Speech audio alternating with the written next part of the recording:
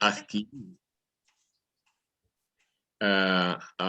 esa forma adquirida de inmunidad que hace que cuando me hacen un trasplante desarrolle una serie de mecanismos de defensa contra esas células que no son las mías. Perdón, me sale aquí un cartelito.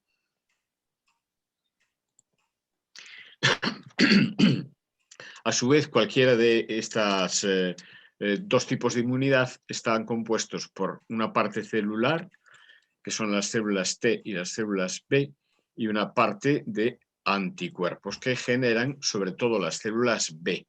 De manera que va a haber una inmunidad por anticuerpos, pero también una inmunidad derivada de que las células van a atacar directamente a aquello que se considera extraño. Su misión es neutralizar y destruir. Neutralizar y destruir todo lo que se considera extraño a nuestro organismo. Y este sistema inmune, que es común para todos, es el que se aprovecha para las vacunas, pero también es el que se aprovecha para que los pacientes con algunas enfermedades reumáticas puedan recibir un tratamiento que modula de alguna manera, no lo anula, pero lo modula de alguna manera este tipo de inmunidad, tanto la forma innata como la forma adquirida.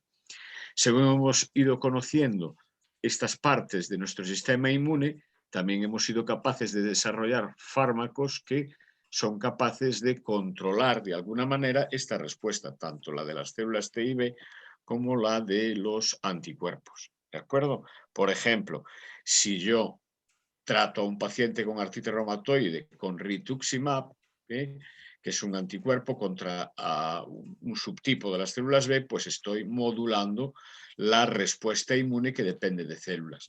Pero como las células B al mismo tiempo producen anticuerpos, también soy capaz de modular, digamos, derrotando a esas células que no me interesan, que provoquen la enfermedad, estoy derrotando la fabricación de anticuerpos. Por eso muchos de los fármacos que nosotros usamos actúan en los dos niveles.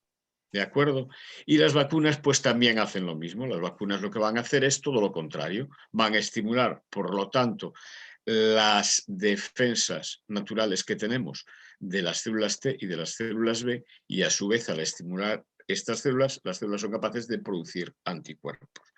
Es tan importante, por tanto, en medicina el tema de las vacunas que, como sabéis, pues periódicamente se está revisando el calendario vacunal. Y ya desde niños pequeños, pues nos van poniendo una serie de dosis de antígenos que van a desarrollar una memoria defensiva contra determinados gérmenes, determinadas bacterias. Esto, que lleva ocurriendo desde hace muchos años, pues lo consideramos como algo normal. Pero hay que pensar que si lo meditamos, pues hoy es raro que un paciente ingrese con una hepatitis B grave, por ejemplo, porque hay una vacuna contra la hepatitis B, pero por ejemplo difteria, tosferina o tétanos son enfermedades que ya prácticamente no existen en nuestra población, y cuando uno echa mano de causas de infecciones como ingreso en los hospitales, os daréis cuenta que pues es rarísimo que alguien ingrese ahora mismo por tétanos o que ingrese por difteria, ¿no? Porque desde pequeñitos nos van enseñando a nuestro sistema inmune a que si tiene contacto con ese germen, pues desarrolle un sistema defensivo que neutraliza esa infección. Y tenemos tanto vacunas para gérmenes, para bacterias, como el meningococo o el neumococo, pero también sobre todo para virus. Así como las bacterias, tenemos un sistema de defensa contra ellas, que son los antibióticos. Contra los virus no hemos sido capaces de desarrollar muchos fármacos, y aunque hay algunos fármacos antivirales, sobre todo más recientemente para combatir el ébola y para combatir la hepatitis C, por ejemplo, pues sin embargo aún estamos muy cojos de fármacos que funcionen como los antibióticos contra las bacterias, contra los virus.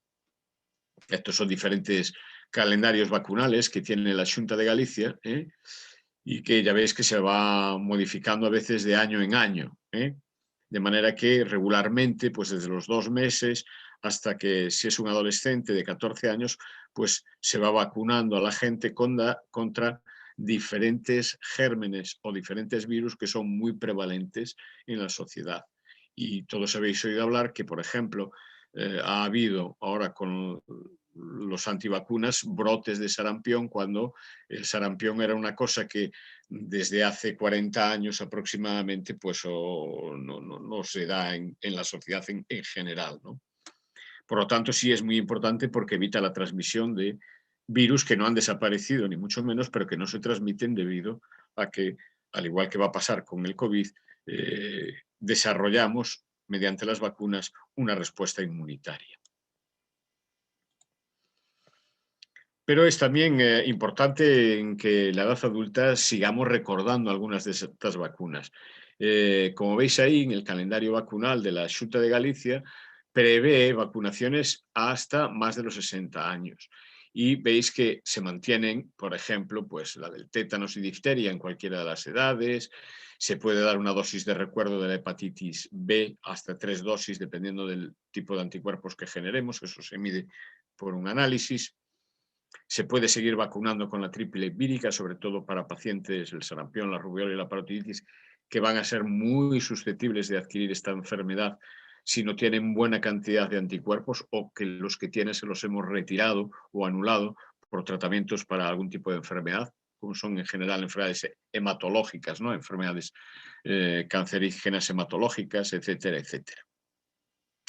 Una de las más recientes vacunas que se han incorporado al calendario vacunal, y que yo espero que en un periodo de unos 20 o 30 años haga desaparecer una enfermedad que, aunque no es muy común, sí es mortal en muchos de los casos, es la vacuna contra el virus del papiloma humano, que es capaz de provocar cáncer de útero y, por lo tanto, de cuello uterino, y por lo tanto está implicado en una mortalidad, en una de las causas tumorales de mortalidad en las mujeres, aunque también en los hombres es capaz de provocar cáncer de cavidad oral y de laringe. Bien, pues para esto son las vacunas. Y hasta aquí a todos nos ha parecido natural el ir vacunando a nuestros hijos y el seguir vacunándonos a nosotros. Para la gente que tiene una enfermedad autoinmune, una enfermedad del sistema inmunitario, como es la artritis reumatoide, la artritis psoriásica, etcétera, etcétera, nosotros producimos, con los medicamentos que damos para tratar estas enfermedades, producimos una pequeña inmunodepresión. No es una inmunodepresión brutal, como puede ser cuando se hace un trasplante de médula ósea, pero sí es una inmunodepresión pequeña. Hay algunos fármacos que la mayoría de los estudios que hay hechos no parece que aumenten la posibilidad de esas infecciones, es el ejemplo del metotrexato, pero la terapia biológica contra el TNF, el rituximab, etcétera, etcétera, sí que son capaces de bajar suficientemente las defensas como para multiplicar aproximadamente por 4 la posibilidad de que exista una infección. Y dentro de esas infecciones, las más comunes son las del virus del herpes, que es capaz de producir varicela o herpes zóster en la edad adulta, y las infecciones ligadas al neumococo. Básicamente, la principal enfermedad que produce el neumococo es la neumonía, la pulmonía en el pulmón. Por lo tanto, este tipo de pacientes que van a recibir este tipo de tratamiento, sabéis que antes de iniciarlo, recomendamos, y así lo hacemos, la vacunación contra el neumococo y vacunar contra la gripe estacional cuando se está, digamos, en vigor ese periodo de vacunación. Con respecto a la hepatitis B, la mayoría de la gente por debajo de los 40 años está vacunada contra la hepatitis B. Y respecto a las recomendaciones actuales, es que, como los pacientes a veces que tienen terapia biológica, sobre todo intravenosa, van a estar manipulándosele las vías venosas muchas veces, si no tienen muchos anticuerpos contra la hepatitis B, también se podría recomendar la revacunación, o el poner una dosis de recuerdo, entre 1 y 3 dosis de recuerdo. Eso lo va midiendo el vacunador por el número de anticuerpos contra la hepatitis B que se van generando, y también sería una de las que, si bien no están en todas las cartillas de recomendaciones de las sociedades científicas de reumatología como algo muy estándar, sí en algunos casos puede ser recomendable el revacunarse contra la hepatitis B.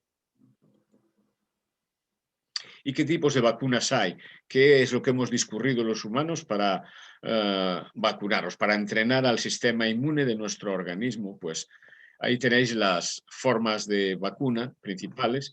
Veis ahí la de la gripe y la del neumococo. Y entonces básicamente hay dos tipos. Son vacunas inactivadas, es decir, lo que se coge es el germen, vamos a poner el caso de un virus, se deshace el virus en sus partes y con una de sus partes la inoculamos. No inoculamos el virus, sino una de sus partes, muchas de las veces modificada. La modificamos un poco y lo que hace el organismo es como reconoce una cadena de nucleoproteínas, que son las partes del núcleo del virus, la reconoce como algo extraño, fabrica anticuerpos contra esa parte específica del virus. De manera que si el virus se pone en contacto con nuestro organismo, como va a reconocer una parte proteínica de ese virus, va a atacar al virus entero y se va a deshacer de él.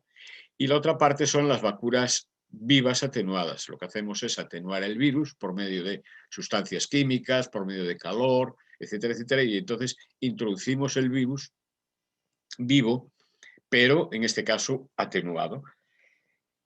Vaya por delante que para los pacientes con enfermedades reumáticas en tratamiento inmunodepresor deberían de evitarse las vacunas vivas atenuadas. Pero claro, si nosotros tenemos un niño que tiene una artritis idiopática juvenil, no le podemos dejar desamparado pues contra el sarampión, por ejemplo. Y lo que hacemos en esos casos es cuando vamos a empezar con el tratamiento, lo retrasamos alguna semana y aprovechamos para poner la vacuna, aunque por su calendario laboral a veces no le correspondería, para que genere anticuerpos antes de empezar con el tratamiento inmunodepresor. En los pacientes adultos tampoco están indicadas las vacunas vivas atenuadas, pero sí las vacunas inactivadas, como por ejemplo la del neumococo o la de la gripe.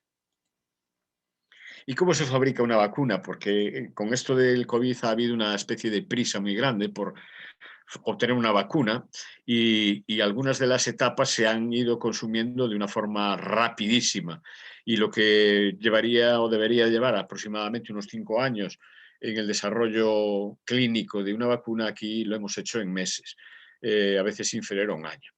¿Por qué se ha ido tan rápido? Porque la tecnología, aunque no había sido puesta en marcha de forma masiva, ya se tenía pensada y ya se había ensayado y ya había experimentos en animales. Y esto lo debemos sobre todo a las vacunas contra el virus del ébola, que estaban ya, bueno, y algunas ya están en marcha y funcionando, muy avanzadas. Y se ideó un sistema muy parecido al que tenemos contra el virus ébola por medio de vacunas, para aplicarlo a este coronavirus. En la fase 1, que es una fase preclínica de las vacunas, lo que se hace es sintetizar la vacuna en el laboratorio. En general, se identifica el antígeno, que puede ser más inmunogénico. Por ejemplo, en nuestro caso, en el virus del COVID, pues sabéis que tiene una envoltura con unas espículas, que son las que se pega a las células del sistema epitelial, por eso de la garganta, de los pulmones, etcétera. O sea, el sistema epitelial son las células que recubren las mucosas por dentro, y por medio de esas espículas penetra dentro de la célula. Tener en cuenta que los virus no pueden vivir fuera de las células.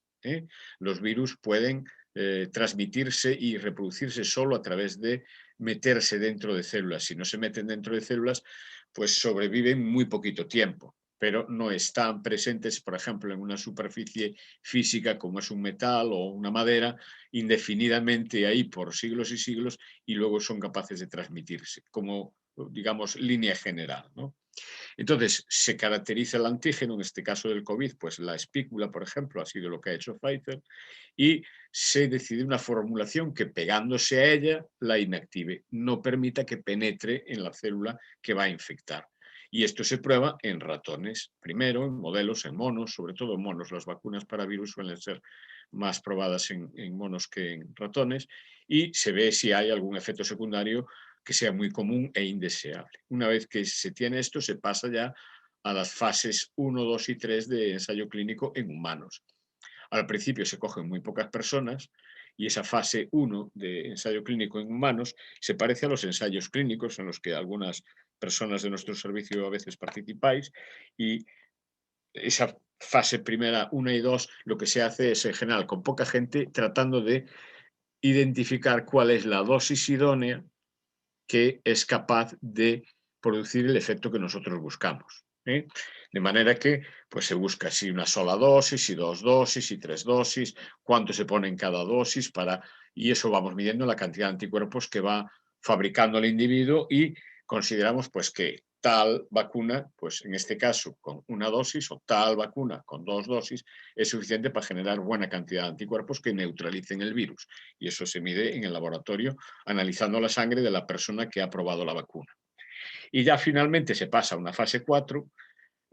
Bueno, hay una fase 3, que es la del ensayo ya clínico masivo, donde, por ejemplo, para las vacunas tanto de Pfizer como de Moderna, como de AstraZeneca, pues involucraron a 50.000 personas, 60.000 personas, en la que, bueno, pues ya se adoptó qué dosis iba a ser, qué pauta va a ser, qué intervalos de dosis entre dosis va a haber, y es donde ya se mide en tanta gente los efectos secundarios que pueden ser más comunes. Estos efectos secundarios que son más comunes, para tenerlos previstos y ver si algunos de ellos se pueden minimizar o disminuir de alguna manera. Y luego ya pasaríamos a la fase comercial, que es la fase 4, donde ya pasa a laboratorios especiales que son capaces de fabricar la vacuna en cantidades industriales para ser distribuida.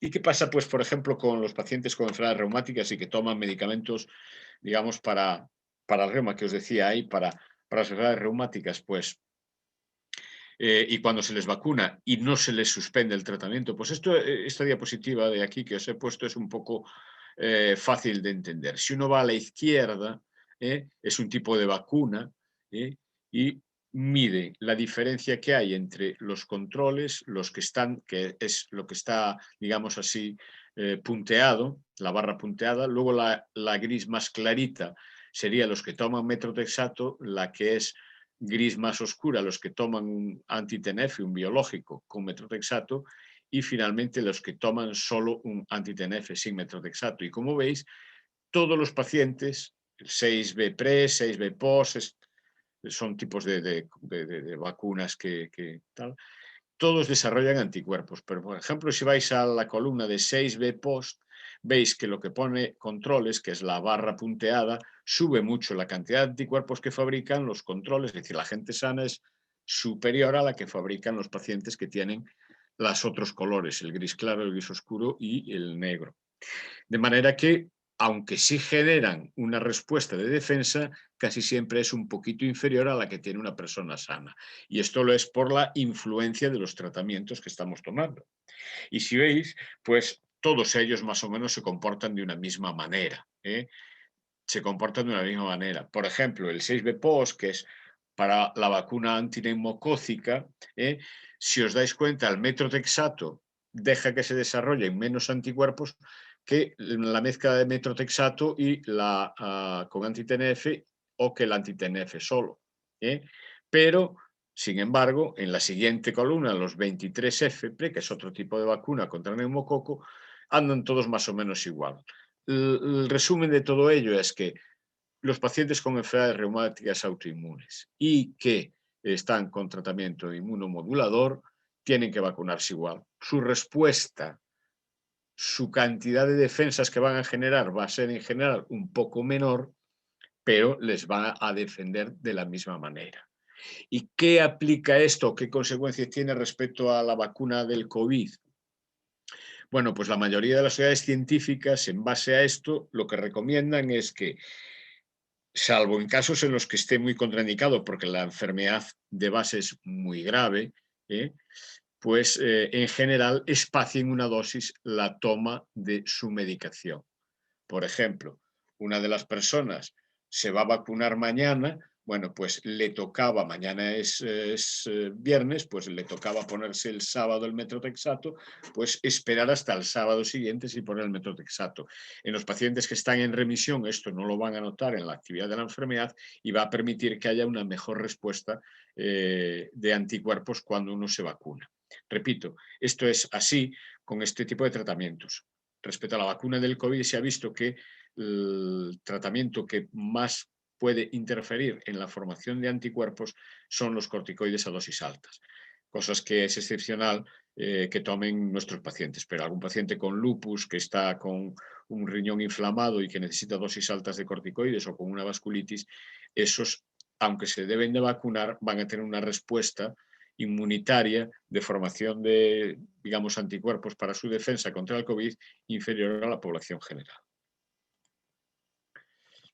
Estas son las preguntas que EULAR, que es nuestro organismo europeo de reumatología, pone en su página web para los pacientes con enfermedades inmunomediadas o tratamiento inmunosupresor.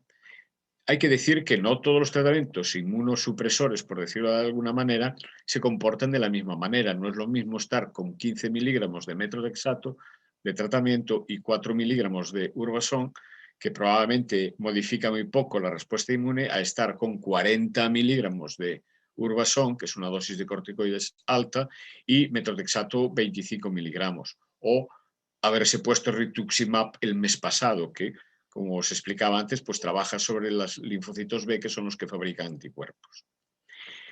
Entonces, ¿necesito vacunarme? Sí es aconsejable vacunarse para el COVID, todo el mundo, todo el mundo.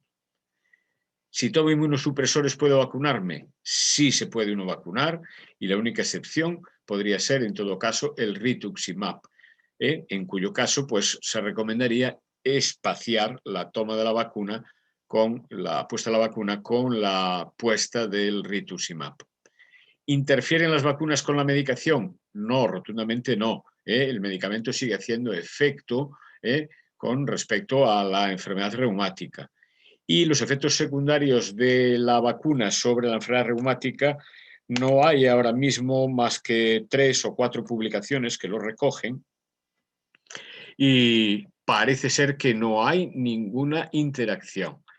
Nosotros llevamos un registro, los que pacientes de vosotros que estáis aquí presentes y que vais al hospital de día, veis que la enfermera habitualmente pregunta, ¿está ya vacunada? Entonces lleva un registro de quién se ha vacunado, y en general nosotros revisamos en el siguiente control las analíticas y vemos si ha habido elevación de la velocidad de la sangre, etcétera, etcétera, y estamos comprobando que no hay ningún efecto sobre la actividad de la enfermedad. Es decir, que el vacunarse no supone que la enfermedad pueda ir peor o pueda activarse más. Por lo tanto, en principio y como consejo general, una persona, excepto con el caso del rituximab, debería de vacunarse contra el COVID cuando le llamen. Si es posible espaciar y dejar sin poner una dosis del fármaco inmunosupresor la semana siguiente a la puesta de la vacuna, pues parece ser que hace que se comporte mejor la vacuna y que genere una mayor cantidad de anticuerpos. ¿De acuerdo?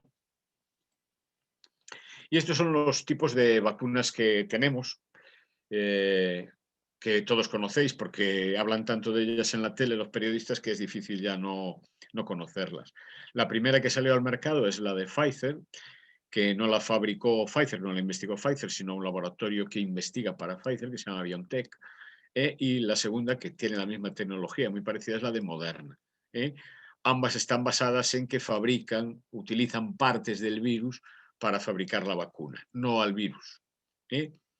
Luego están los vectores virales, son vacunas que lo que hacen es coger el virus de alguna manera, modificarlo un poco y meterlo dentro de otro virus. Dentro de un virus que en general en los humanos no es capaz en principio de producir una enfermedad grave. En este caso es un adenovirus, un virus que produce cuadros catarrales, y en este caso se usan adenovirus que producen catarro en los monos, pero no en los humanos, y lo que se hace es cambiar su código genético, lo quitamos de dentro de ese adenovirus y le metemos código genético del coronavirus dentro. Un poco así, una explicación sencilla, un poco para que me entendáis porque no es tan fácil de explicar. Y estas son las otras dos vacunas que tenemos ahora en el mercado, que son la de AstraZeneca y la de Johnson & Johnson o Janssen, como le queráis llamar. Y luego hay vacunas que todavía aquí no se han utilizado, no están autorizadas en la Unión Europea, como es la rusa o la que están fabricando en Alemania, que pues la de Sinopharm, la de Sinovac, casi todos son fármacos vacunas que utilizan virus inactivados, y en la cual pues seguramente sería discutible si sería recomendable que se las pusieran a las personas que tienen enfermedades autoinmunes. Esto es un poco cómo funcionan los tipos de vacunas. Veis que le quitan un trozo. Si vais a la segunda figura, donde hay las espículas y hay dentro el núcleo, hay un sistema, no sé si se ve mi puntero, pero bueno, se ve el núcleo con, digamos, el material genético, se extrae ese material genético y de ese material genético se utiliza como si fuera un antígeno y se expone y se mete dentro del cuerpo. Eso es lo que hacen las vacunas de Pfizer. Y el material genético del coronavirus es RNA, no es DNA, es RNA. Y entonces se utiliza una parte de ese RNA, se mete en una moleculita en un lípido, una gota de grasa, para que se conserve bien, para que no se deteriore esa grasa, es por lo que hay que congelar la vacuna a menos 80 grados y no puede estar mucho tiempo expuesta al calor. Y entonces eso es lo que nos inyectan y lo que hace es, al ser inyectada, pues se disuelve la grasa y expone el material genético del virus sobre el que fabricamos anticuerpos. Estas son las vacunas y sus principales, las principales que nos están poniendo todos y sus principales diferencias. La de AstraZeneca, como os decía, es un virus que ha sido inactivado y metido dentro de alguna manera de otro virus, de un adenovirus, y es lo que se le inyecta a los pacientes. En general, son 2 dosis, tiene una eficacia, todas ellas sabéis, muy parecida, 90%, con la segunda dosis, la de AstraZeneca, y se coloca la segunda dosis unas 12 semanas después. Aunque como ha habido problemas con esta vacuna, pues hay algunos pacientes que la van a recibir seguramente un poquito después que las 12 semanas. Es una vacuna que, como lleva proteínas, tiene que mantenerse como cualquier otro producto con proteínas en frigorífico, pero no hace falta congelarlo. La de Pfizer es de RNA mensajero, que es el RNA que tiene el virus, y el que modifica las células cuando las infecta para que se transformen en células infectadas y eso genere una respuesta inmune que genera neumonía, y etcétera, etcétera. Bueno, pues esos son 2 dosis también, separadas por 21 días, con una eficacia del 95% y hay que conservarlo a menos 70. Y luego está la de Moderna, que también es de RNA mensajero. Estas es las primeras vacunas, junto con la del ébola, que se fabrican con esta tecnología. Se pone la segunda dosis unas 4 semanas después, unos 28 días exactamente, con una eficacia similar, y no hace falta ser conservada con tanto frío, solo con menos 20 grados. Y finalmente, ya acabo, me he extendido más de lo que pensaba. Nuestra sociedad científica, que es la Sociedad Española de Reumatología, pues ha hecho una serie de recomendaciones que las leo muy brevemente. De forma general, se recomienda la vacunación contra el COVID. Los pacientes con enfermedades reumáticas autoinmunes deberían tener prioridad para la vacunación, pero esto es algo que ya se ha discutido en el Consejo Interterritorial de Sanidad y de momento no se ha considerado así. Nosotros hemos tenido algún paciente que iba a necesitar corticoides a dosis muy altas y hemos solicitado su vacunación prioritaria y se nos ha denegado. Las vacunas disponibles tienen niveles adecuados, todos ellos, de eficacia y de seguridad. Las vacunas tienen que administrarse preferiblemente cuando la enfermedad está estable. Por tanto, no precisa un tratamiento muy agresivo inmunosupresor, porque la respuesta, como os digo, de formación de anticuerpos contra el COVID va a ser mejor. Circunstancias individuales concretas que pueda tener cada paciente deben de discutirse siempre con el reumatólogo correspondiente, ¿de acuerdo? Es conveniente que siempre que sea posible se administre la vacuna antes de, si es posible, iniciar el tratamiento que se va a iniciar inmunosupresor. Pero si ya ha sido iniciado, la respuesta inmunosupresor, la respuesta inmune a la vacuna, pues puede ser modificada un poquito, retrasando a lo mejor un poquito la siguiente puesta, como os digo, del inmunosupresor. No es necesario solicitar ninguna prueba de laboratorio posterior. Solamente desde el punto de vista de investigación se puede hacer para mirar, como en la diapositiva que os ponía las barritas, la cantidad de anticuerpos que genera cada paciente. Y después de la vacunación, los pacientes tienen que continuar, como siempre, tomando su medicación. Y nada más.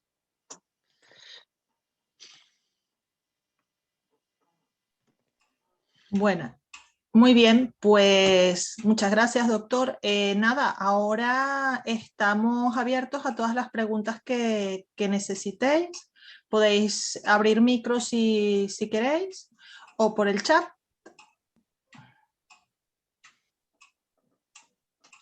Sí, Raquel. Buenas tardes, doctor Mera y los que estáis todos. Me vacunaron el 2 de marzo con AstraZeneca y nos dan a elegir ahora AstraZeneca o Pfizer. Tengo que vacunarme este sábado. Hoy es jueves, me citaron para el sábado. Están pendientes de que les diga si es Pfizer o AstraZeneca. Y bueno, que alguien se moje, por favor. Yo creo que las dos opciones son buenas. No tengo una opinión científica para justificar una cosa o la otra. En general, la gente que trabaja con nosotros, conocéis a Susana y a Yolanda, que las dos son enfermeras de la unidad de ensayos y las dos fueron vacunadas con AstraZeneca, las dos han elegido seguir con AstraZeneca. Y ya se han vacunado de segunda dosis, la primera les dio un poquito de reacción, la segunda ninguna. Y probablemente la razón es bien sencilla. Hay un ensayo clínico masivo con 60.000 pacientes que en base a ese se aprueba esa vacuna por parte de la Agencia Europea del Medicamento y el poder, digamos, científico que tiene el establecer por ficha técnica, por prospecto, digamos, de la vacuna, esa pauta, pues es teóricamente lo que va a misa y por lo que se autoriza. Yo creo que por motivos probablemente, en cierto modo, políticos relacionados con el suministro de AstraZeneca y con las denuncias de la Unión Europea, lo que se quiso es, si no vamos a tener AstraZeneca, ¿qué hacemos con los AstraZeneca? Entonces se diseñó un ensayo clínico muy rápidamente para ver si era seguro y generaba buena respuesta inmune si se ponía una segunda dosis. Esto mismo pasó en Francia y se ha hecho en los dos sitios, en España y en Francia, con un número pequeño de pacientes. Y lo que se ha visto en ese estudio es que funciona bien, que es segura, que no genera efectos secundarios al mezclar las dos y que cuando se mezclan las dos el desarrollo de anticuerpos es también superior al de solo una dosis. Entonces, por eso digo que es difícil contestar, ¿no? Todas las vacunas llevan excipientes. Se me ocurre, por ejemplo, ¿no? AstraZeneca lleva unos que el que se ha puesto una dosis ya sabe que no es alérgico, ¿verdad? Pfizer lleva otros excipientes. No se sabe si uno es alérgico o no. Le podría dar una reacción, por ejemplo, inesperada que no le dio con AstraZeneca. Eso sería un dato poderoso para decir mi segunda AstraZeneca, ¿no? También. Pero yo creo que AstraZeneca protege muy bien, protege igual de bien que las otras y yo, si fuera mi pellejo, me pondría AstraZeneca, pero creo que el que elija ponerse Pfizer está haciendo lo correcto también, ¿eh? Gracias. Mi duda era porque cuando me vacuné, bueno, porque iba a poner una medicación biológica que al final no se puso, porque se estabilizó la enfermedad, y me pusieron la de la neumonía. A los 6 meses me hizo la serología, el doctor ahí en medicina preventiva, en el clínico, Sí. y me dijo, no tienes casi anticuerpos, me la volvió a poner. Entonces mi cabeza decía, si con la de la neumonía no tengo casi anticuerpos en 6 meses, ¿cómo va a pasar con esta? Igual me quedo sin anticuerpos. He de decir que ayer conseguí contactar con mi doctora, con la doctora Marina Rodríguez, y me dijo, venga, vete con AstraZeneca y deja lo que pase. Y dije, mañana le voy a preguntar al doctor, me va a decir lo mismo. Somos varias personas que coincidimos en los coles con artritis, con lupus, y estamos todos muy perdidos de cuál ponemos, porque nos hacen firmar un consentimiento de que somos conscientes de lo que puede pasar. Es decir, para vacunarnos tenemos que firmar el consentimiento. Por imperativo legal les voy a poner yo allí, pero bueno. Sí, sí. Bueno, parece absurdo porque es un fármaco que está permitido por la Agencia Europea del Medicamento y también por la Agencia Española del Medicamento con una pauta determinada, separada por hasta 12 semanas. Siempre que vas por ficha técnica no hay que pedir consentimiento. El problema surgió con lo del tema de los famosos coágulos de las trombosis. que parece ser un fenómeno idiosincrásico. Idiosincrásico significa que es una cosa, Propia, sí. digamos, personal y que ocurre muy raramente. Entonces, es un fenómeno del sistema inmunitario, una respuesta del sistema inmunitario muy particular, que además se ha visto que ocurre solo con la primera dosis, en las segundas dosis no parece que ocurra. Muchos de esos pacientes que han tenido trombosis tienen factores de riesgo para tener trombosis.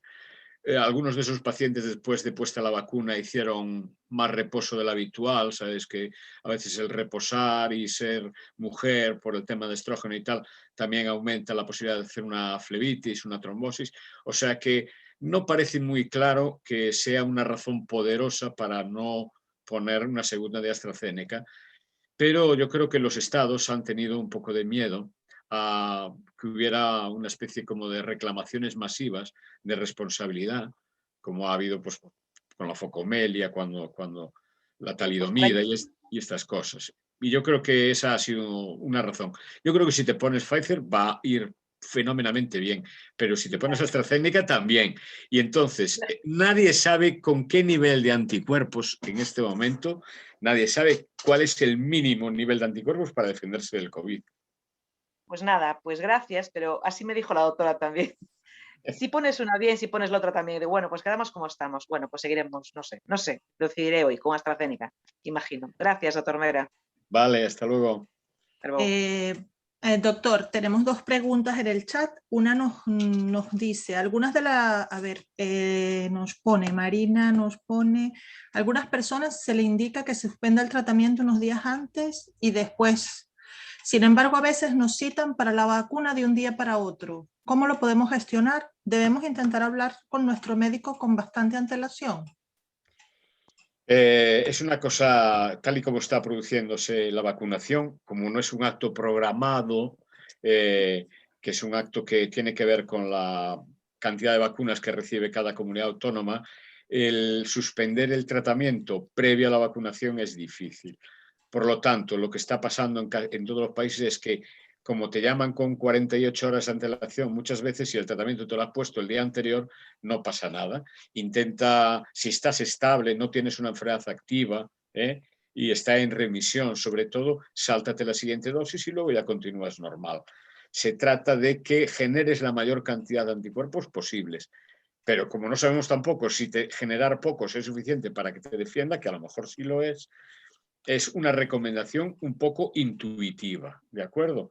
No hay un estudio serio acerca de cuántos pacientes una vez vacunados y tomando metrotexato han desarrollado COVID y cuántos no. No hay ese estudio y por lo tanto es una cuestión que por intuición y en base a esos datos que os mostré antes de que desarrollan un poquito menos de anticuerpos, bueno, pues yo me salto una dosis de mi metrotexato después de que me la han puesto. Como previamente no lo puedo prever, pues no. Lo ideal a lo mejor pues sería saltarse la anterior y saltarse la siguiente. Un paciente estable en remisión con metrotexato, probablemente un mes sin metrotexato, que a veces lo hacemos, lo suprimimos cuando hay elevación de transaminasa y esas cosas para ver si es del medicamento o no es del medicamento, y lo más probable es que no note nada sobre la actividad de la enfermedad. Y si lo nota, siempre cabe la posibilidad de subir un poquito la dosis de corticoides durante ese periodo de tiempo. Por encima de 10 miligramos al día de prednisona o equivalente es su capacidad para neutralizar la fabricación de anticuerpos, para disminuir la fabricación de anticuerpos, es superior a, por ejemplo, estar tomando metrotexato. Por lo tanto, a veces lo que hay que hacer es disminuir la dosis unos días después, etcétera, etcétera. Actuar con sentido común. Nosotros en España hemos hecho un estudio cuando fue la primera ola sobre COVID y enfermedades reumáticas, que es un estudio que fue centralizado por la Red de Investigación Nacional en Enfermedades Reumáticas, que es una cosa que tenemos los reumatólogos de unos 14 o 15 hospitales de España, y el resultado de eso es que la gente que tenía enfermedades reumáticas, sobre todo espondiloartropatías, tenía un poquito más de posibilidades de coger el COVID. Bueno, de ingresar, porque medíamos el ingreso por COVID, de ingresar por COVID, no de cogerlo. Y entonces ese tipo de pacientes, pues probablemente lo que pase es que si están 2 semanas sin ponerse su medicación inmunosupresora, no lo van a notar mucho en su enfermedad y a cambio sí que van a desarrollar buena cantidad de anticuerpos. Pero repito, no hay nadie que diga tiene que tener 40 de nivel de anticuerpos para que sea eficaz. Mi consejo es o no hacer nada y seguir haciendo lo que uno estaba haciendo y se pone la vacuna a mayores, o si se puede, espaciar la dosis previa y la posterior, o si no se puede la previa, solo la posterior. Pero si un paciente decide, no, yo voy a seguir tomando mi medicamento porque tengo miedo que me rebrote y tal, probablemente va a fabricar cantidad de anticuerpos de una manera eficaz para defenderle de la infección grave de COVID, que es lo que hacen las vacunas. Bien, tenemos también una pregunta de José Barcia que creo que va a ir un poco enlazada a la que acaba de contestar, que pone, si me pusieron la vacuna de Pfizer el domingo 6 y me tocaba el metotrexato el miércoles 9 y el Irimox el domingo 13, ¿sería bueno entonces que me salte la toma de metotrexato y retrase unos días el Irimox? En teoría, luego me toca la segunda dosis el domingo 27. Sí, la enfermedad... Hola, José. Sí, yo estoy viendo el chat, de todas maneras, pero... Muy bien. Sí, yo creo que si la enfermedad está estable ahora mismo y no tienes un rebrote y te encuentras aceptablemente bien respecto a cómo te vienes encontrando habitualmente, yo creo que lo ideal es que retrases una semana cada uno de los fármacos. Vale, muy bien. Tenemos a Vanessa que levantó la mano. Vanessa, adelante. Hola, buenas tardes, doctor Mera y a todos. Bueno, gracias por la charla, muy interesante. Y yo quería preguntar, como yo estoy en el... Bueno, claro, cada uno expone su caso, ¿no? Como yo estoy en la franja de 40 a 49 y esto es como la ruleta rusa, entonces tú vas allí, te toca o Pfizer o Moderna o Janssen. Claro, la de Janssen tiene un poquito más de riesgo cardiovascular, cosa que nosotros ya tenemos por la propia enfermedad y por nuestras medicaciones. Y tiene bastante menos eficacia, que tiene un 60 y pico. Entonces, claro, a ver, llegamos allí y nos ponemos la de Janssen o la rechazamos y nos van a repescar, no sé muy bien. Ya, vuelvo a decir, es que el problema de esto es que se convierte la vacunación en un acto social, no en un acto médico puramente, ¿entiendes? Tiene un aspecto social que somos incapaces de evitar. Entonces, se aplica el principio de primero vacunar, segundo, cuantos más vacunes mejor, tercero, como cuantos más vacunes y más rápido mejor, vacuna con lo que tengas a mano. Estadísticamente, Pfizer se está portando mejor que las otras y por lo tanto lo más probable es que cuando te llamen te toque Pfizer. Y si te toca una de las otras, pues probablemente si dices que no, no te llamen hasta pasado el verano. Entonces yo creo que ante ese dilema, probablemente pon el brazo a lo que te manden y listo. Cierto es que el riesgo cardiovascular es un pelín, pero también es cierto que para tener riesgo cardiovascular elevado en el tema de las enfermedades reumáticas, estas tienen que estar activas. O sea que una enfermedad reumática no activa o bien controlada o en remisión, el riesgo cardiovascular está bien controlado. O sea que yo creo que en eso no deberías de tener miedo en el que vaya a influir de una manera notable, ¿no? O sea que yo creo que cuando llegues allí pon el brazo y lo que te pongan. Pero también es cierto que estadísticamente lo más probable es que te toque Pfizer, porque es lo que están poniendo ahora, porque nos están enviando afortunadamente cantidades masivas, ¿no? Mire, y una segunda pregunta. Yo me pongo el biológico cada 15 días. Entonces, si me avisan con antelación suficiente, no sé si lo entendí bien. Por ejemplo, este sábado me pondrían la vacuna y me tocaría el biológico. Bueno, pues lo retraso una semana o me salto una dosis. ¿De qué biológico? Estoy con Cincia, con Certolizumab. Vale, pues, y yo estoy con, bueno, no estoy en remisión, es decir, estoy con baja actividad, ¿no? Es decir, a veces tengo inflamación de manos, bueno. Vale, pues yo creo que deberías de saltarte una dosis. Vale. En este caso. Es por la vida media del anti-TNF que se usa, ¿no? Entonces, en general... Es un mes, claro, sí. Claro, entonces, como la duración de la inmunosupresión no es solo a veces la semana siguiente, depende de qué fármaco. El ejemplo mejor es rituximab, que puede inmunodeprimirte, de hecho, 6 meses de forma continuada, pues por eso yo te recomendaría saltarte una dosis si es posible. Vale. Y si tengo que aumentar el corticoide un poquito, hasta 10 miligramos. Sí, pero yo creo que no te haría falta. No, si vale. estás con 4, con 5 miligramos, sí, estoy con 4. A lo mejor con una pastilla entera por la mañana y media por la noche, pues sería suficiente para... estamos hablando de un periodo de 2 semanas, ¿no? Y en todo caso, aún así, yo creo que si te notas en rebrote, pasados 10 días, si aún no te tocaría, porque te tocaría más adelante, ponte la dosis del biológico y listo. Bueno, pues muchas gracias, doctor. Siempre es mejor así, ¿no? Vale, gracias. Muy bien, teníamos otra persona con la mano levantada, pero bueno, no veo su nombre, no sé, me pone iPad, no sé quién. Vale, es que no tengo el nombre puesto. Sí, nada, adelante. Me llamo Aya. Muy bien, Aya. Hola, buenas. Bueno, muchas gracias por la charla. Y yo la que quisiera saber, pues ya que está preguntando todo el mundo, he dicho, bueno, pues voy a preguntarse también. Los que estamos tomando medicación que es diaria, en mi caso el biológico sería el Xeljanz y el Araba, las tomamos cada día. Entonces, ¿qué suspenderíamos? ¿Un día después de la vacuna? ¿2 días? Cuando nos avisen de la vacuna, ya suspenderlo 2 días antes. Hola, buenas tardes, Aida. Hola. Mira, yo creo que en el caso de los biológicos de pequeñas moléculas, tipo eso, Xeljanz o Lumian, etcétera, el efecto dura horas.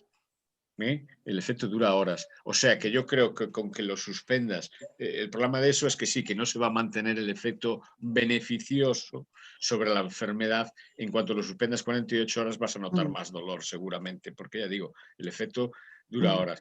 Pero mi consejo sería también suspenderlo 1 semana, si es posible. 1 semana, sí. Sí, una semana más o menos. Es el tiempo en el que tardas en desarrollar ya una buena cantidad de anticuerpos y después volver otra vez a... Respuestas estas vale, son... muy bien, muchas gracias. De todas formas, no lo toméis a pie juntillas. Quiero decir que es una respuesta absolutamente intuitiva, conociendo cómo funciona el fármaco y conociendo cómo funciona la vacuna. Pero no hay una recomendación general sobre esto.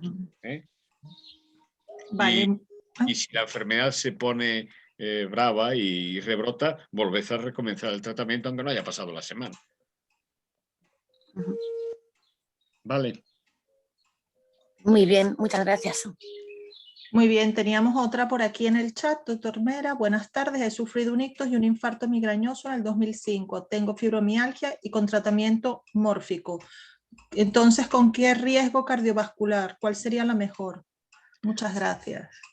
Yo creo que las 2 vacunas de RNA para este tipo de personas es mejor, pero vuelvo otra vez a decir, es mejor vacunarse con cualquiera que tener que esperar a lo mejor meses a que te toque la que tú preferirías.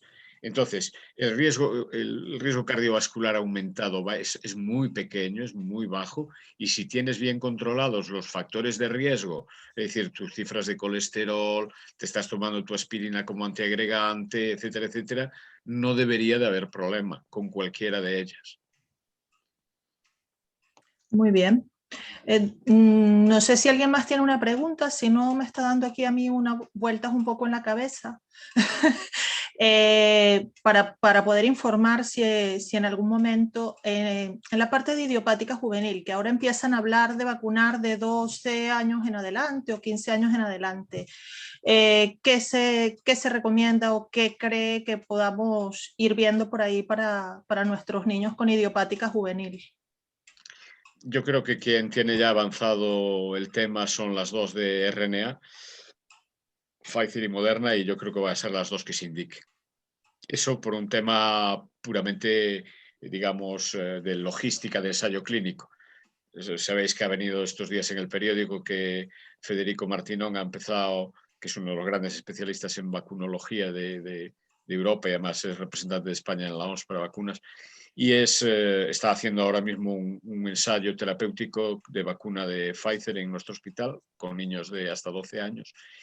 Y yo creo que tanto esa como la de Moderna, que bueno, en Estados Unidos ya la de Pfizer ha sido autorizada para adolescentes y Moderna ha empezado con el ensayo clínico para que le autoricen. Yo creo que van a ser las 2 que van a autorizar en niños con AIJ. O sea que cuando les llamen para vacunarse, que se vacunen normalmente con las mismas precauciones y las mismas recomendaciones que estamos diciendo ahora aquí para los adultos. Yo creo que no va a haber cambio en ese sentido.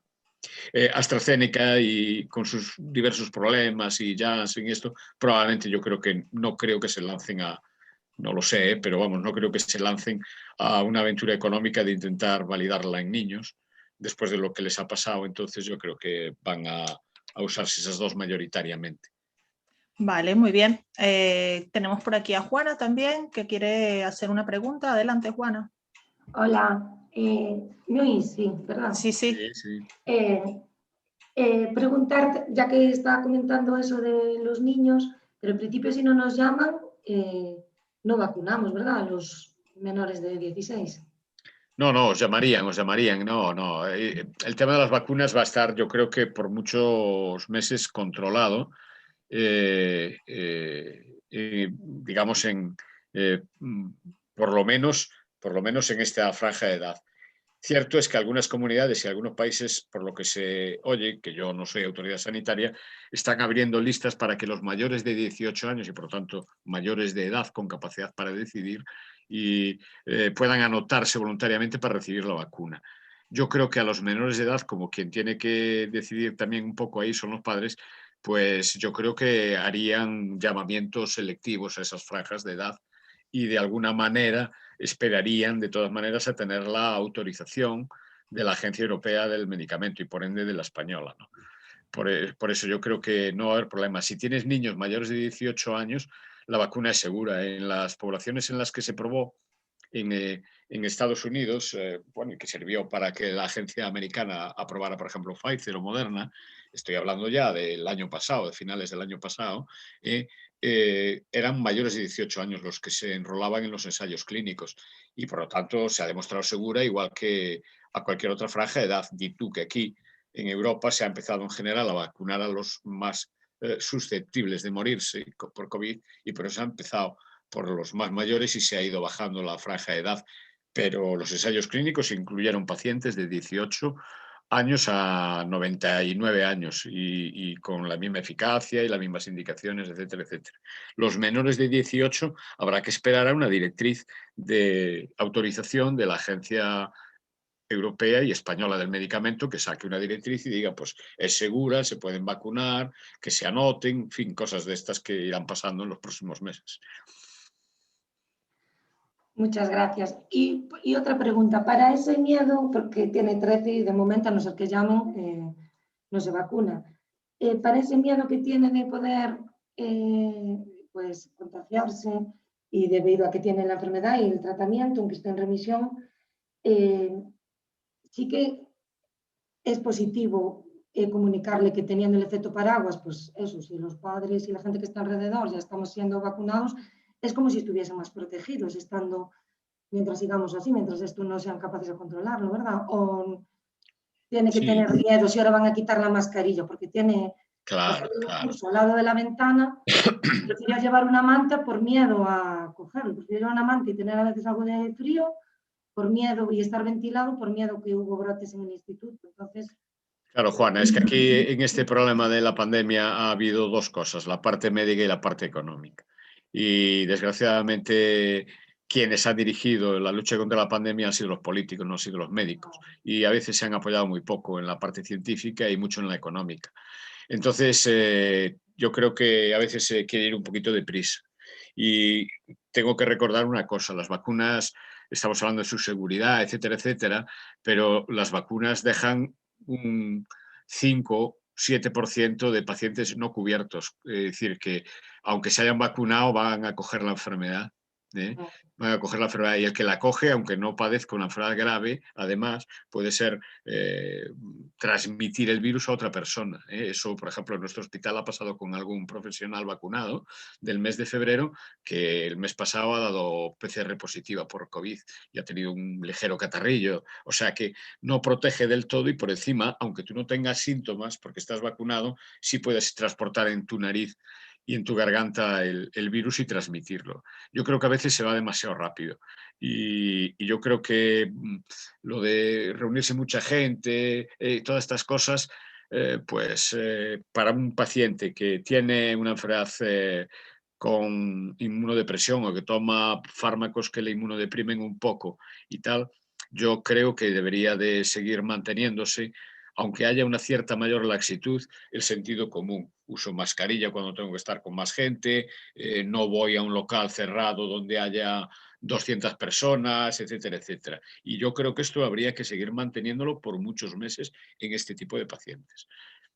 O sea que en eso, Juana, yo creo que sí que yo creo que se puede ser laxo, un poco más laxo en casa, sobre todo porque el núcleo familiar, pues bueno, es el núcleo familiar, son convivientes, sabiendo que están libres de enfermedad en general, va a ser un entorno seguro, pero eso no significa que ahora ya podemos salir a cenar con los primos y con los sobrinos y con los tíos y nos vamos a juntar 40, porque ahora como la mayoría ya estamos vacunados, porque un chico no vacunado con una enfermedad de estas sí que va a tener más facilidad, un poquito más de facilidad de coger el virus y de a lo mejor pues tener una enfermedad importante y por lo tanto seguir usando para esas situaciones la mascarilla y la distancia.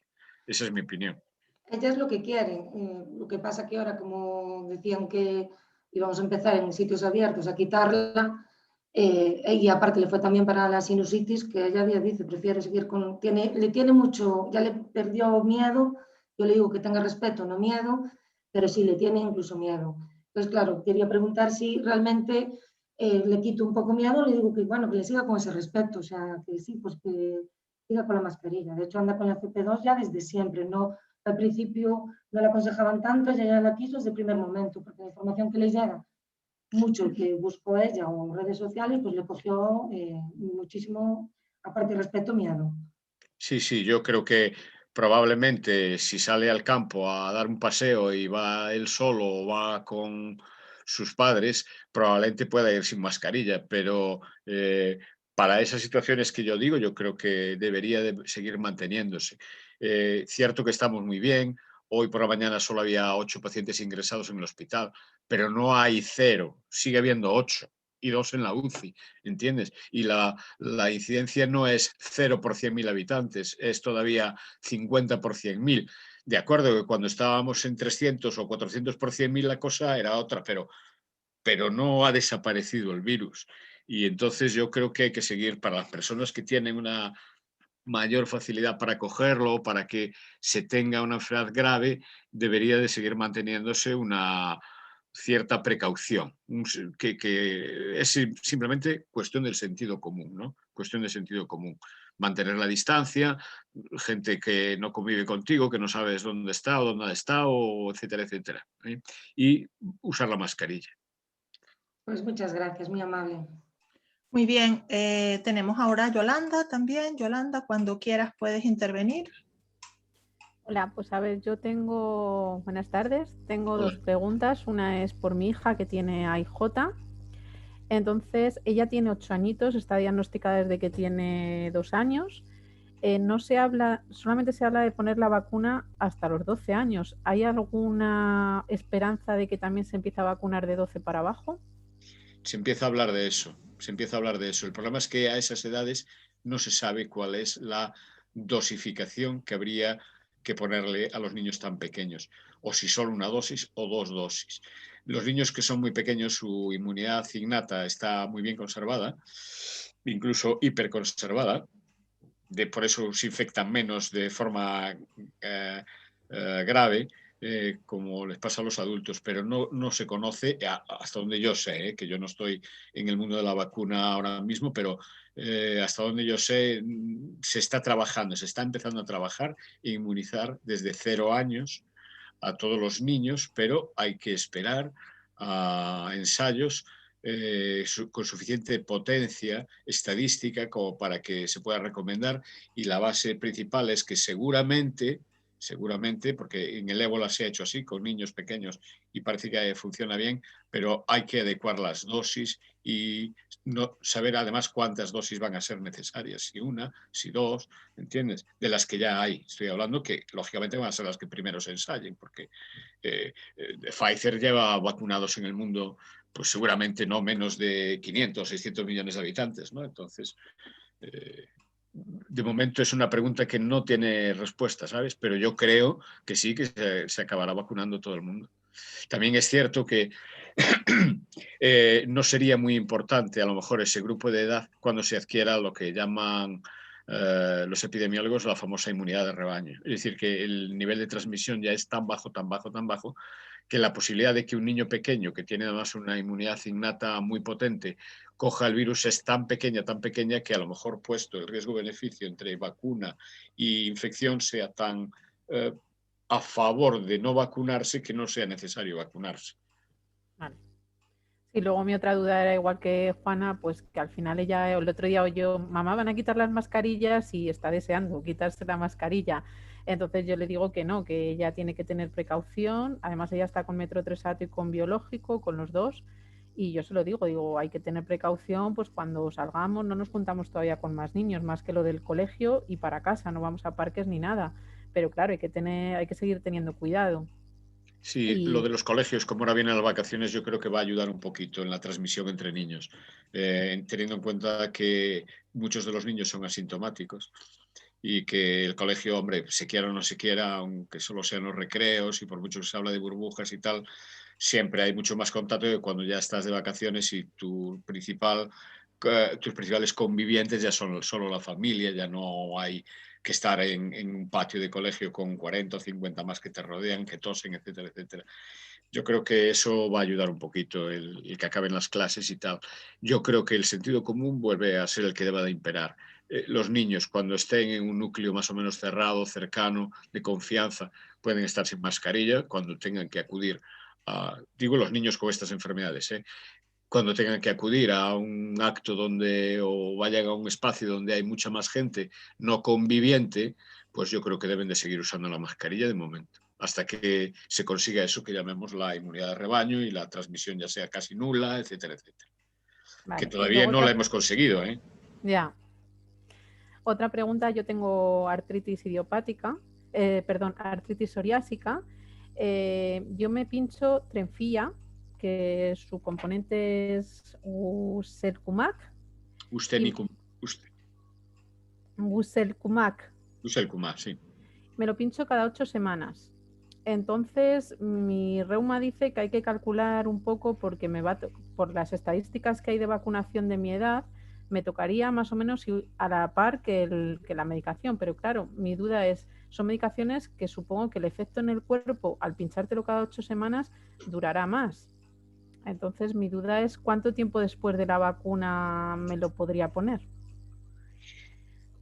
Sí, la vida media del fármaco y la eficacia no siempre son la misma, de todas maneras. O sea, tú ves niveles del fármaco circulando por la sangre de Guselkumab hasta 2 semanas después de puesto el pinchazo, pero a las 2 semanas se agota el nivel circulante, pero no el efecto. ¿Entiendes? Vale. Yo creo que en ese sentido no hay una recomendación que yo te pueda hacer. Yo creo que si te llaman mañana a vacunar, pues si te toca el Guselkumab muy cercano, sáltate esa dosis, esperas 1 semana, 2 semanas, porque con 1 semana ya se tiene bastantes anticuerpos con la vacuna, ¿entiendes? Y los anticuerpos sí que una vez que se tienen, permanecen ahí. Y luego tú no eliminas esos anticuerpos porque te pongas Guselkumab, ¿entiendes? Vale. Guselkumab y otros biológicos lo que hacen es actuar sobre las células que fabrican los anticuerpos, pero los anticuerpos no los anulan. Entonces, lo que consiste, o por qué se habla un poco de retrasar la dosis, es para que le dé tiempo a las células que controla el fármaco para que generen más anticuerpos. Entonces, con 1 semana, 10 días, saltarías la dosis esa si te tocara en ese plazo de los 10 días siguientes y te la pondrías, te cambiarías de día y listo. Si te la ponías antes de los 20 de cada mes, pues pasarás a ponértela a los 30 de cada mes. Pero en principio esa sería la recomendación. Vale, gracias. Muy bien, no sé, creo que no hay más preguntas ni manos levantadas. No sé si alguien más querría intervenir. Si no, ya quedaríamos con esto. Vale, pues creo que nadie más tiene alguna pregunta. No sé si tiene alguna cosa que agregar, doctor. No, nada. Espero que no haya resultado demasiado aburrido el tema. Y reitero, yo no soy un especialista en vacunas y además, como sabéis, pues en esto del COVID pues ha habido que funcionar muy rápido y muchas veces en base a conocimiento previo, pero no específicamente sobre COVID, sino sobre otros virus y por lo tanto un poco digamos que intuitivo. O sea que pido disculpas por anticipado porque a lo mejor algunas de las cosas que he dicho aquí, pasado mañana cambia la recomendación, pero he hablado de lo que está recomendado y que es de sentido común a día de hoy. ¿Vale? Muy bien, pues nada, muchas gracias por estar esta tarde con nosotros, por dedicarnos esta hora y media, doctor. Y a los participantes, gracias también por asistir en un día de playa como está hoy, que posiblemente estaríais mejor quizás. Pero bueno, nada, no queda más que despedirme, daros muchas gracias y hasta la próxima. Venga, hasta luego. Hasta luego. A todos. Hasta luego. Gracias a todos. Hasta luego.